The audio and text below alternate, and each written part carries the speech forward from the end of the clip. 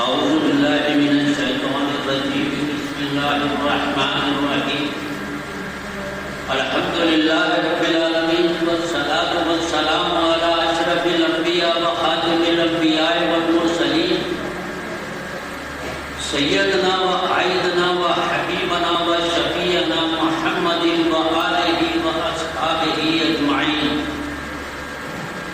اللهم صل على سيدنا محمد النبي الأمي الهاشمي وعلى آله وأصحابه البررة الكرام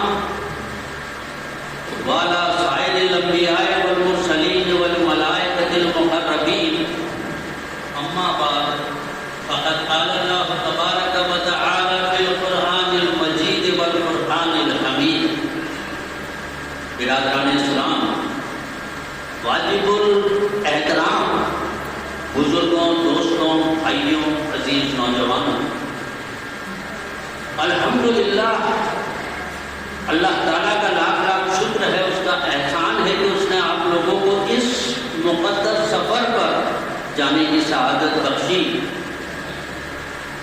اس کے لیے میں آپ سبھی کو مبارکباد دیتا ہوں اور دعا کرتا ہوں کہ اللہ تعالیٰ آپ کا حج آسان کرے اور اپنی رحمت میں قبول کرے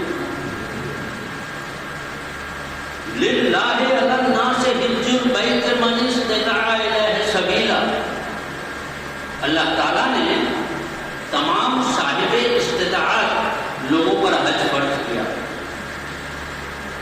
یہ حج سب سے پہلے 8 ہجری میں فرض ہوا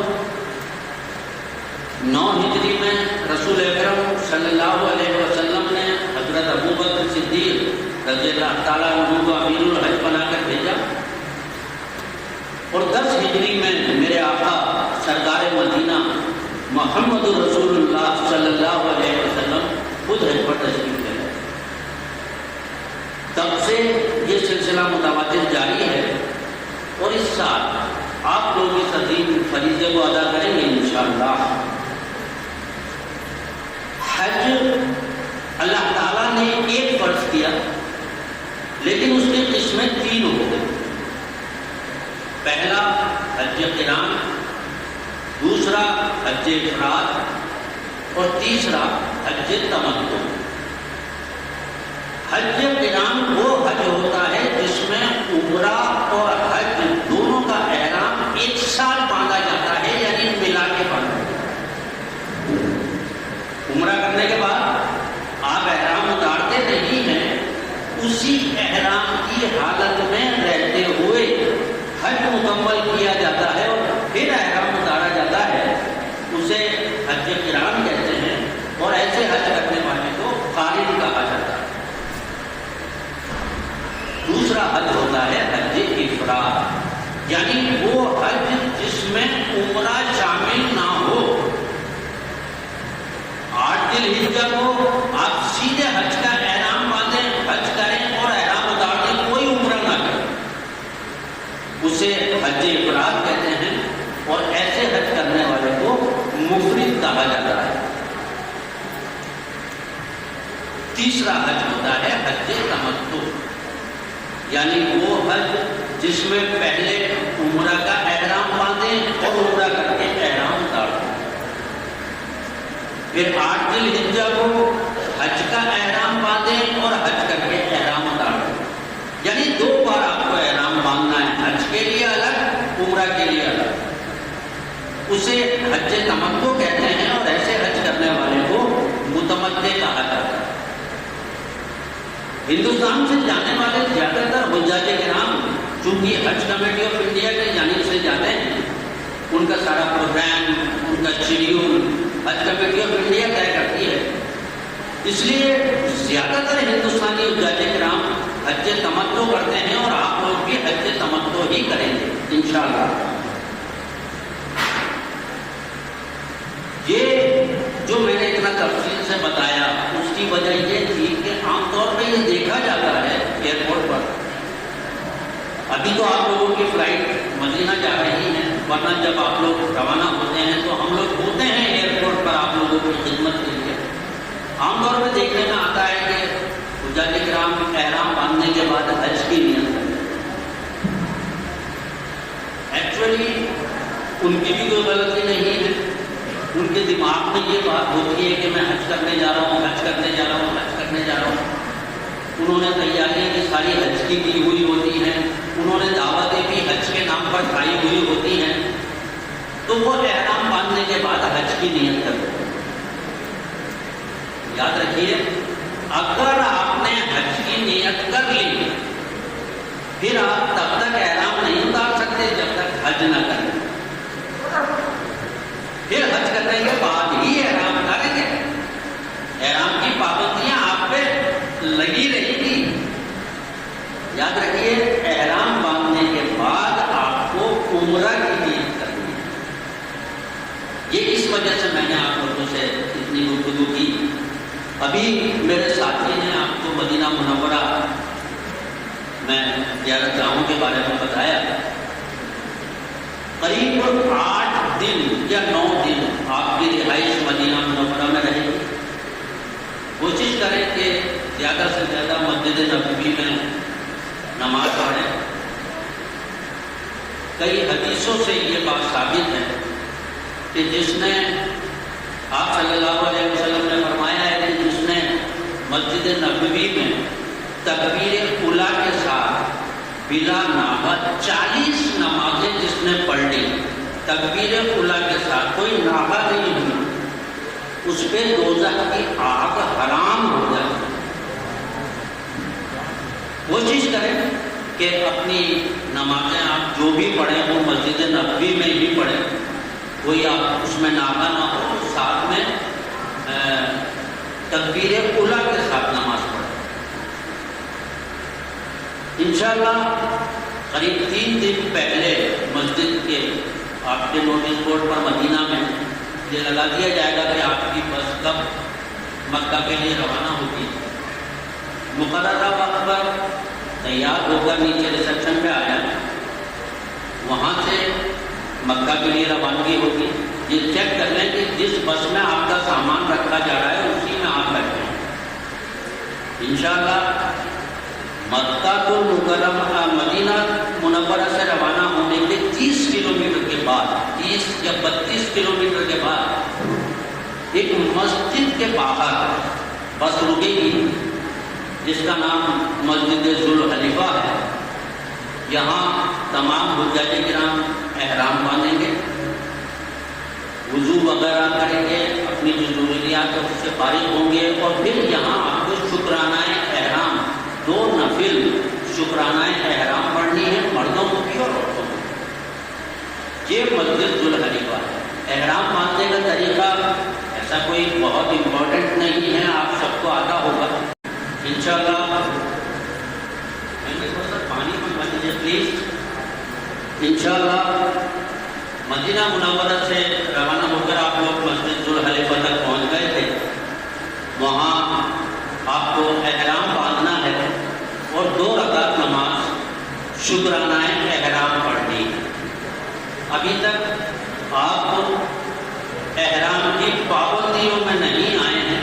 اس کی وجہ یہ ہے کہ ابھی تک آپ نے احرام کی نیت نہیں کی. جیسے ہی آپ نے احرام کی نیت کی آپ پر احرام کی پابندیاں لاگو ہو جائیں گی. 2 رکعت نماز شکرانہ احرام پڑھنے کے بعد آپ اپنی بس میں آ کے بیٹھ جائیں. یہاں آپ کو مولوی کی طرف سے کوئی ناشتہ کھانا چائے وغیرہ نہیں دی جائے گی. مولوی کی جو بس کا ڈرائیور ہے وہ آپ کو بتا دے گا کہ بس مسجد ذوالحلیفہ میں اتنی دیر رکے گی، گھنٹے بعد آدھا گھنٹہ، پون گھنٹہ، 1 گھنٹہ. اس بیچ میں آپ تیار ہو کر بس میں بیٹھ جائیں.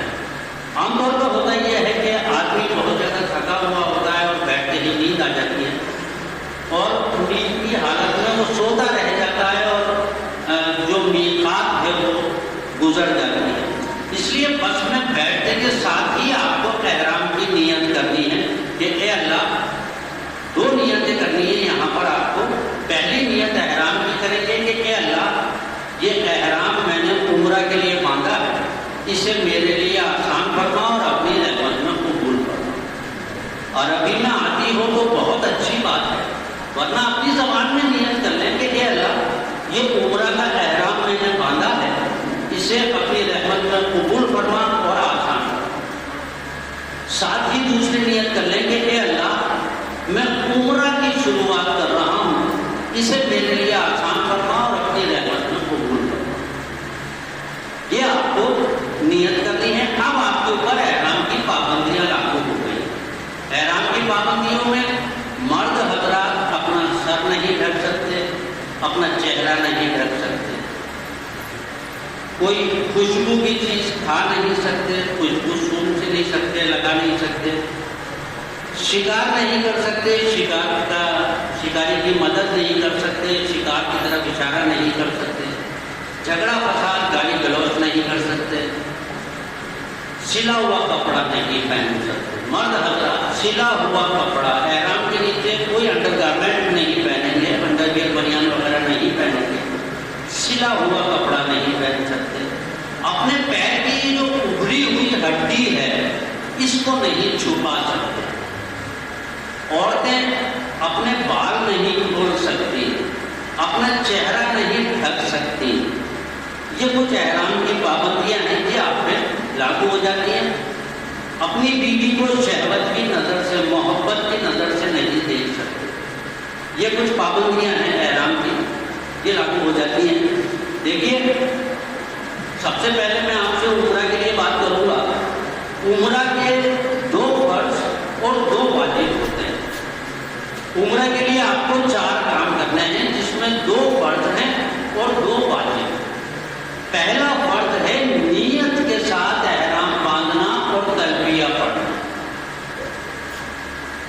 تلبیہ عمرہ اور حج کے فرض میں شامل ہے۔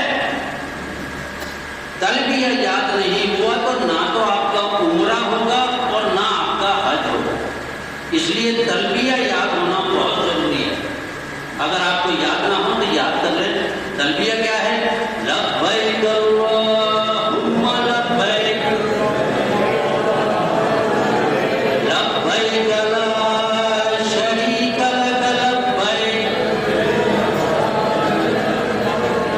ان الحمد والنعمت لک والملک لا شریک لک، لبیک اللہم لبیک، لبیک لا شریک لک لبیک، ان الحمد والنعمت لک والملک لا شریک لک، لبیک اللہم لبیک، لبیک لا شریک لک لبیک، ان الحمد والنعمت لک والملک لا شریک لک۔ یہ تلبیہ ہے۔ تلبیہ مرد حضرات بلند آواز میں پڑھیں گے، تیز آواز میں پڑھیں گے۔ عورتیں اتنا دھیمے پڑھیں گی کہ کیول ان کے کان ان کی آواز سن سکیں۔ عورتیں تیز آواز میں نہیں پڑھیں گی، اتنا دھیمے پڑھیں گی کہ ان کے کانوں تک ان کی آواز جائے بس۔ مرد حضرات بلند آواز میں پڑھیں گے، ایک بات یہ۔ دوسری بات، تلبیہ 3 بار پڑھنا سنت ہے۔ آپ صلی اللہ علیہ وسلم نے جب بھی تلبیہ پڑھا ہے کم سے کم 3 بار پڑھا ہے۔ کوشش کریں کم سے کم 3 بار پڑھیں۔ دوسری بات یہ ہوگی۔ تیسری بات یہ کہ تلبیہ اپنے آپ میں دعا ہے، ایک تعریف ہے، اللہ تعالیٰ کی حمد ہے۔ اس کے بیچ میں کسی سے گفتگو نہ کریں۔ حالانکہ اگر کوئی آپ کو سلام کرتا ہے تو جواب دینا واجب ہے، لیکن اگر آپ تلبیہ پڑھ رہے ہیں اور سامنے کوئی سلام کر دیتا ہے تو سلام کا جواب نہ دیں، پہلے تلبیہ پورا کریں پھر سلام کا جواب دیں۔ اتنی بڑی اہمیت ہے تلبیہ کی۔ اگر آپ لوگوں کو یاد نہ ہو تو پلیز اس کو یاد کر لیں، کیونکہ اس کے بغیر نہ تو آپ کا عمرہ ہوگا اور نہ حج ہوگا، کیونکہ یہ عمرہ اور حج کے فرض میں شامل ہے۔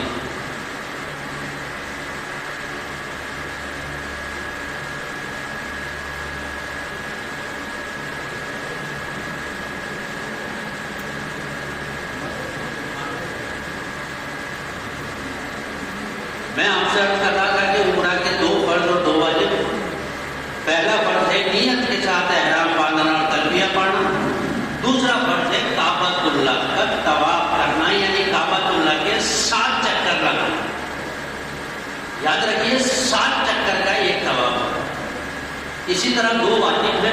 پہلا واجب ہے صفا اور مروہ کے بیچ سعی کرنا، یعنی صفا پہاڑی سے مروہ پہاڑی تک 7 چکر لگانا. صفا سے مروہ تک پہلا چکر، مروہ سے صفا تک دوسرا چکر، صفا سے مروہ تک تیسرا چکر، مروہ سے صفا تک چوتھا چکر. اس طرح آپ کو 7 چکر لگانے ہیں. یہ پہلا واجب. اور دوسرا واجب ہے بال کو الگ کروانا یا قصر کروانا، یعنی بال کو مڈوانا یا اس مشین سے گروانا. بالوں کا اس طرح سے مڈوانا افضل ہے. آپ صلی اللہ علیہ وسلم جب بھی بال اتروایا کرتے تھے تو اس طرح سے اترواتے تھے. بالوں کا مڈوانا افضل ہے. لیکن اگر آپ کے سر پہ کوئی پرابلم ہے، کوئی اسکن ڈیزیز ہے یا کوئی انفیکشن ہے، آپ اس طرح نہیں لگوا سکتے ہیں تو بالوں کو مشین سے بھی کتروائے جا سکتے ہیں. شرط یہ ہے کہ کل بالوں کا 75% بال کٹ جانے چاہیے. یہ نہیں کہ ایک عمرے میں تو یہ ایک سائڈ کے بال کٹوا لیے، دوسرے عمرے میں دوسرے سائڈ کے، تیسرے عمرے میں کیا، ایسے نہیں. کل بالوں کا 75% بال کٹ جانا چاہیے، 75% بال کٹ جانے چاہیے. عورتیں اپنی پورے سر کی چوٹی کے آخری کونے میں سارے بالوں کو پیچھے لے کے چوٹی کا جو آخری کونا ہے اس کے 1 کوربے کے برابر بال کاٹیں گی. چاہے تو اس کو انگلی پہ لپیٹ کے یہاں قینچی چلا دیں، چاہے تو 1 کوربے کے برابر یہاں سے لے کے یہاں تک. کور نمبر 313 میڈیکل اسٹاف پنجاب. 1 کوربے کے برابر عورتوں کو اپنے بال کاٹنے ہیں. ایسا نہیں ہے کہ یہاں سے ایک لٹ لے لی اور 1 کوربے کے برابر کاٹ دی. نہ، پورے سر کے بالوں کو پیچھے لے کے چوٹی کے